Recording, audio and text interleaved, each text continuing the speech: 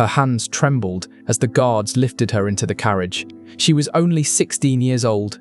Court records remember her as Consort Han, one of the Korean tribute women sent to the Ming Palace. That day, she had been surrendered to the Emperor of China. Her mother wept as she signed the document. She couldn't write, so she pressed an ink mark instead. One less daughter to feed, one less mouth to survive, another famine. Han spent weeks inside a sealed carriage with 15 other Korean maidens. They weren't allowed to look outside. They weren't allowed to speak. One girl tried to escape. The guards dragged her back and crushed her hand. Days later, infection killed her. Her body was abandoned beside the road. The others understood the lesson. Resistance was never an option. When the gates of the Forbidden City closed behind her, Han realized that serving the Son of Heaven had nothing to do with honor. She would spend the next 16 years trapped behind those walls. She would witness an entire harem vanish in a single night. She would beg for one final chance to see her mother, and she would die wrapped in white silk. Subscribe if you're new, and leave a like if you want us to keep uncovering stories like this, because what comes next is even worse. Han's story began the same way thousands of others did, inside a system built to harvest young women as if they were crops. When most people picture Chinese imperial concubines, they imagine elegance, beautiful women dressed in embroidered silk, writing poetry, living in luxury beside the most powerful man in Asia. That image is propaganda. The imperial concubine system lasted for more than 2,000 years. Across those centuries, tens of thousands of women disappeared behind the red walls of the Forbidden City. And this is what most people never realize. Concubines were not wives. Under imperial law, they were barely considered human. They were classified as valuable possessions, legally compared to porcelain vases. Every 3 years, imperial officials traveled across the provinces for what they called the selection of beauties. It sounds refined. It wasn't. This was never an audition. It was a state-organized harvest. During the Ming Dynasty, no family was exempt. Every unmarried girl of eligible age had to be presented. Hiding a daughter was considered treason, punishable by death for the entire family. Palace eunuchs and imperial physicians inspected every candidate. They examined every inch of her body. Birthmarks, scars, imperfections, any flaw meant immediate rejection. Those who passed were taken away. Their families received only a token payment. Refusing that payment was treated as an act of treason against the emperor. The system rarely needed to kidnap anyone. Poverty did the work for it. And what became of the families left behind? Most never saw their daughters again. Letters were forbidden. Visits were impossible. On rare occasions, if a concubine rose high enough in rank, her family might receive a modest allowance. For almost everyone else, their daughter simply vanished behind the red walls. Some families even held funerals for daughters who were still alive, because they understood the truth. The girl they had raised no longer existed. Han arrived in China as part of another tribute mission. Korea sent women to the Ming Empire as part of diplomatic agreements. Between 1408 and 1435, more than 100 Korean women entered the Forbidden City, not as honored guests, as property. The moment Han crossed the palace gates, she stopped existing as a person. She became a number, a possession of the Son of Heaven. But before she could serve, she first had to be broken. The selected women never entered the harem immediately. Instead, they endured what the eunuchs called refinement, a process lasting anywhere from 6 months to 2 years. The first stage was the erasure of identity. Their hair was cut, a mark of deep dishonor in Chinese culture. Their names disappeared, replaced by numbers or generic titles. They were forbidden to speak about their families. Mentioning their mother brought immediate punishment. Every personal belonging from home was confiscated and burned. They slept in crowded barracks, 20 women to a room. They were awakened before dawn. They weren't allowed to sleep until well after midnight. Month after month, exhaustion became so complete that resisting was no longer physically possible. Then came the second stage, submission. The women memorized dozens of different bows. They practiced for 8 hours every day. A single mistake meant bamboo rods striking their legs. Many carried those scars for the rest of their lives. They learned to move without making a sound, to keep their eyes lowered, to answer only when spoken to exist without taking up space, to smile while they wanted to scream. One Ming Dynasty training manual listed 47 separate rules for standing in the emperor's presence. 47 different ways to exist in a single moment. Breaking even one rule brought punishment. Then came the third stage, preparation to serve the emperor. I won't describe the graphic details, but historical records reveal a systematic process designed to eliminate every trace of physical and psychological resistance. The women underwent monthly examinations. Those deemed inadequate were subjected to treatments that palace records describe with chilling clinical precision. Imperial medical files documented the procedures with disturbing detachment. Notes from 1723 mention candidates who showed resistance and preparation protocols that required repeated sessions. The cold, clinical language barely concealed what was happening to these women behind the palace walls. Official records discussed them with the same emotionless tone used to describe the training of animals. After months of this, the women who survived were declared ready to enter a world where their suffering had only begun. Once their training ended, the girls entered the official system, and with it came another kind of nightmare. The hierarchy was merciless. At the top stood the empress, the emperor's only official wife. Beneath her came the imperial consorts. Below them were the high-ranking concubines, divided into multiple tiers. At the very bottom were the common concubines, sometimes numbering in the hundreds, along with the preparation, women whose fate had yet to be decided. Your rank determined everything. The food you ate, the color of your robes, the size of your room, the number of servants assigned to you, even the dishes placed before you. The empress received more than 22 pounds of prime meat every day. A low-ranking concubine received barely 4 pounds, often even less. Corrupt eunuchs stole supplies long before they reached the kitchens. Many lower-ranking concubines slowly starved. Their teeth loosened, their hair thinned, their bodies withered. They seemed to age decades within only a few years. And the cruelest part was this: the more their appearance deteriorated, the less likely they were to ever be summoned. The system trapped them in a downward spiral with no escape. The emperor never visited his concubines. They were summoned each night. A chief eunuch presented the emperor with wooden tablets displaying the names and portraits of the available women. The emperor selected one, then the ritual began. The chosen concubine was escorted to the bathing palace. Female eunuchs bathed and prepared her, but they never dressed her again. Instead, they wrapped her in a silk blanket like a parcel, leaving only her face uncovered. Why? Because clothing could conceal a weapon. 2 eunuchs then carried her to the imperial chambers. At the foot of the bed, they unwrapped the blanket. Without clothing, the concubine was expected to crawl toward the emperor without ever raising her eyes. And here's what almost no one knows. A chief eunuch remained inside the room for the entire encounter, hidden behind a screen, but always present. His responsibility was to keep time. After exactly 30 minutes, he would announce in a loud voice, "Time to preserve the golden essence of the Son of Heaven."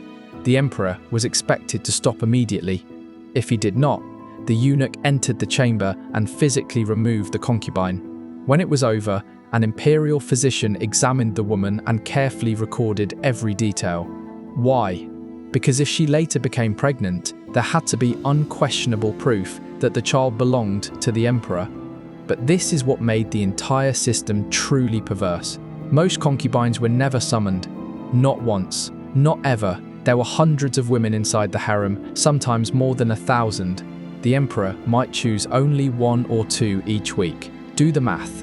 A concubine could spend her entire life waiting for a summons that never came.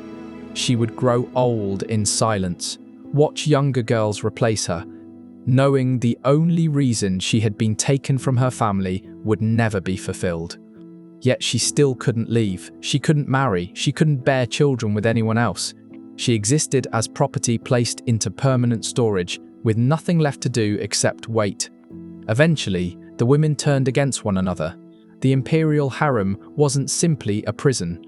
It was an arena, hundreds of women competing for the attention of one man. Every one of them knew that a single pregnancy could change everything, or destroy everything. The result was a hidden war that lasted for centuries. Concubines poisoned one another's food. They bribed eunuchs to remove rivals from the emperor's selection tablets. They spread rumors designed to push competitors out of favor. Historical records describe women secretly mixing abortifacients into the tea of pregnant rivals.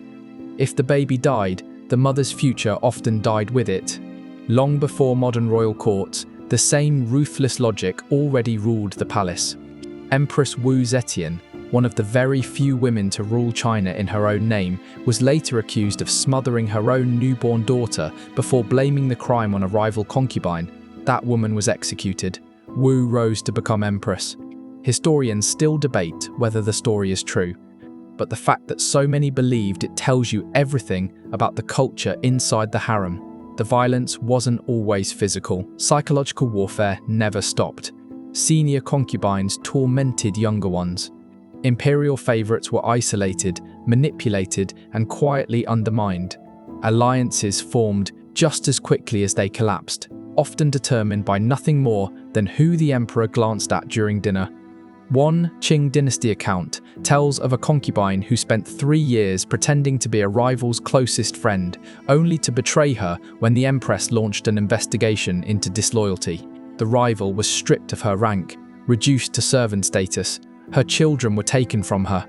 This wasn't cruelty for cruelty's sake, it was survival. In a world where a woman's only source of power came from the emperor's favor, destroying your rivals became the only strategy that worked. That was the greatest tragedy of all. The system transformed victims into perpetrators. Women who had been seized, broken, and stripped of their humanity learned to inflict the same suffering on others because the alternative was becoming the next victim themselves. And if a concubine somehow survived that invisible war, if she finally caught the emperor's attention, if she became pregnant, that was when the real nightmare began. Here's the truth: almost no one expects. For a low-ranking concubine, pregnancy could become the worst fate imaginable. Common sense says carrying the emperor's child should have elevated her status. Reality was far crueler. The moment a concubine became pregnant, she was isolated inside the most remote palaces of the Forbidden City. For 9 months, she lived under constant surveillance. She couldn't receive visitors. She couldn't send letters. She couldn't even walk through the palace gardens. And when the child was finally born, it was taken from her immediately. If it was a boy, he was handed over to wet nurses and raised far away from his biological mother. She might see him once or twice a year, always supervised by eunuchs, never allowed to hold him freely. If the baby was a girl, many simply vanished. Imperial records rarely bothered to record the fate of daughters born to low-ranking concubines. Some documents describe women so desperate to escape this cycle that they secretly consumed abortifacient herbs.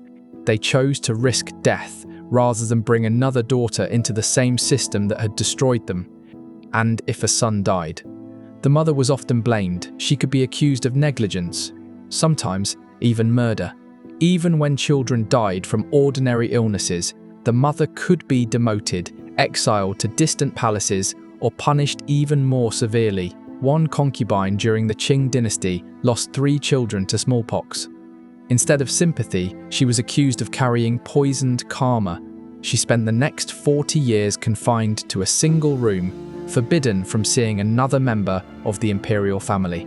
Her crime was burying her children. Her punishment was dying alone. But as brutal as daily life inside the harem already was, nothing could prepare the women for what happened in 1421. That year, Emperor Yongle had just inaugurated the Forbidden City. His power had never been greater. Then, a single rumor destroyed thousands of lives. One of the emperor's favorite concubines was found dead. Officially, the court declared she had been poisoned. But whispers spread through the palace. They claimed she had taken her own life after an affair with a palace eunuch. Worse still, they claimed the affair exposed the emperor's impotence. Yongle erupted. Humiliated, paranoid, consumed by rage, he ordered an investigation, not to uncover the truth, but to silence anyone who might have heard the rumor. In a single night, 2,800 women inside the harem were executed, not only concubines, laundresses, any woman who might have known something or simply heard something. The chosen method was death by 1,000 cuts, an execution deliberately designed to prolong suffering. The executioners were ordered to make it last. Some victims took hours to die. Their screams echoed across the entire palace complex. Girls as young as 12 were slaughtered. Women who had served the palace for decades, pregnant concubines, none of it mattered. Anyone who might have known, anyone who might have spoken, was condemned. By dawn, servants washed the courtyards with buckets of water drawn from the palace wells. The very same wells where, in later generations, countless women would choose to end their own lives. No official imperial record mentions this massacre. The Ming court erased it from history, but one voice survived: Lady Choi, a concubine who happened to be outside the palace that night, visiting a sick relative. She escaped the purge by pure chance. Years later, Lady Choi recounted everything to a Korean envoy. She described screams that continued until sunrise, courtyards slick with blood, eunuchs dragging bodies through hallways she had walked every day. She named women she had known, girls she had trained beside, friends who had shared meals with her. Her testimony survived in Korean diplomatic archives, beyond the reach of Ming censors. Today, it remains one of the only first-hand accounts of that night. Lady Choi's escape, however, was only temporary. 3 years later, when Emperor Yongle died, she was chosen for accompanying sacrifice. Her final recorded words, preserved by the same Korean envoy, were haunting. "I survived the night of blood only to die in silk." Han, the young Korean woman whose story we have followed, also survived the massacre. She was among the few who escaped execution, but her relief lasted only 3 years. When Emperor Yongle died, Han's name appeared on the list of women selected for eternal honor. During the Ming Dynasty, a practice known as Hushunzang, accompanying sacrifice, still existed. When an emperor died, his favored concubines were buried alive beside him. The logic behind it was horrifyingly simple. The emperor would need company in the afterlife. And who better to accompany him than the women who had spent their lives serving his desires? 3 days after the emperor's death, the eunuchs compiled the list of those who had been chosen. Depending on the emperor, anywhere between 5 and 30 women were selected. Before their deaths, they were served one final, lavish banquet. Delicacies they had never been allowed to taste. Wine they had rarely been permitted to drink. Some accounts even describe musicians performing while the women ate, as though the occasion were a celebration instead of a funeral. Then came the choice. The first option was to hang themselves willingly with white silk cords. This was considered the honorable death. Their families received financial compensation and official recognition. Some families even urged their daughters to accept willingly, knowing the alternative would be far worse. The second option was refusal. In that case, the eunuchs either hanged them by force or drugged them with opium until they lost consciousness. Their bodies, some still drawing breath, were arranged in seated positions inside chambers surrounding the emperor's tomb, placed as though they were still waiting, still attending, still serving, even in death. In 1958, archaeologists opened the tomb of Emperor Jingtai. Inside, they discovered the remains of 16 women seated within burial chambers. Analysis revealed injuries to the neck consistent with hanging, but 3 skeletons showed something more disturbing: broken bones. Scratch marks carved into the stone walls. They had been buried alive, and they had fought to escape. The practice was finally abolished in 1464, not out of mercy, but because the victims' families had begun creating political problems for the court. Han was never given that chance. She died in 1424, 40 years before the practice was abolished. When she begged the new emperor for permission to return to Korea and care for her aging mother, her request was denied. She was hanged with white silk, then buried beside the man who had destroyed her life. Han died before accompanying sacrifice came to an end. But for the women who lived after her, abolition did not bring freedom. It brought something that many considered even worse. The end of accompanying sacrifice did not mean liberation. It meant decades of living imprisonment. Concubines who outlived their emperors were sent to the palace of perpetual solitude, hidden away in the most remote corners of the Forbidden City. The rules were absolute. Never leave the palace grounds, never marry, never contact the outside world, perform manual labor, pray for the dead emperor 3 times every day. For decades they lived together in shared dormitories, sleeping on straw mats, eating the most basic food, receiving medical treatment only when illness threatened to spread to others. Many slowly lost their minds. Others simply stopped eating until their bodies gave out. The most common escape became the palace wells. During the 18th century, an average of 12 bodies were pulled from those wells every year. The guards removed them under the cover of darkness. No ceremony, no official record, just one less number. The youngest recorded imperial widow was only 14 years old. She had been married to an elderly emperor for just 3 months before he died. She then spent the next 61 years inside the Palace of Perpetual Solitude. She died at 75, after spending nearly her entire adult life mourning a man she had barely known.